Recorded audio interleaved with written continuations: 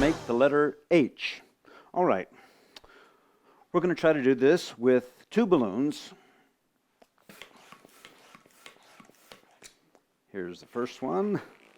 And what we're going to do is, this will be the first part of the H.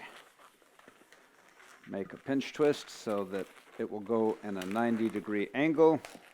Now here, I'm going to want to squeeze air out of this part as much as possible. Make that section very loose. And I'll show you why in a moment. Okay, and then pinch twist here. And another 90-degree angle. It's not quite 90 degrees, but that'll correct itself in a minute. So you want to make sure they're about the same size. Get rid of this part and tie that off. Now we're going to do the same exact thing. And I think you're understanding what we're going to do. We're going to join them right here. And that's why I want this a little looser, because there's going to be two balloons only in the middle crossbar. Okay, so let's make another section. All right.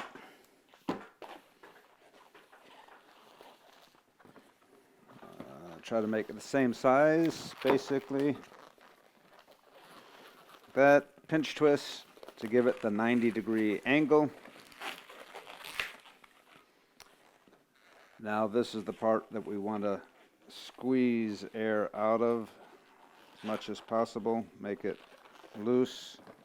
Make sure it's about the same size. Yeah, pretty much. Pinch twist for our other 90-degree angle. Get rid of the extra. And now all we have to do is put the two pieces together, which is very simple. Just take it and twist them around the pinch twists.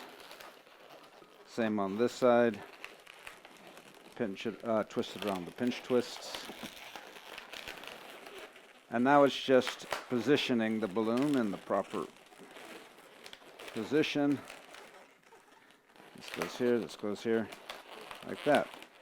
And that is your uppercase H. Now some people might complain and say, hey, you've got a double crossbar on your H. But no, I've found that this works every time. You just look them straight in the eye and you said, who made you in charge of alphabetical etiquette? And it silences them every time. So, okay, there's your uppercase H. Now we'll make a lowercase h. There's going to be a similar thing we're going to do. We're going to make part of it very squishy. Okay. We're going to make the crook part of the H, lowercase h first, so kind of like that. Here we go. Now here, we're going to make a pinch twist, and I'll show you why. Then it comes down like this. Now we need this to go back up, but we don't want so much of a double there, so we'll squeeze as much air out as possible to make it less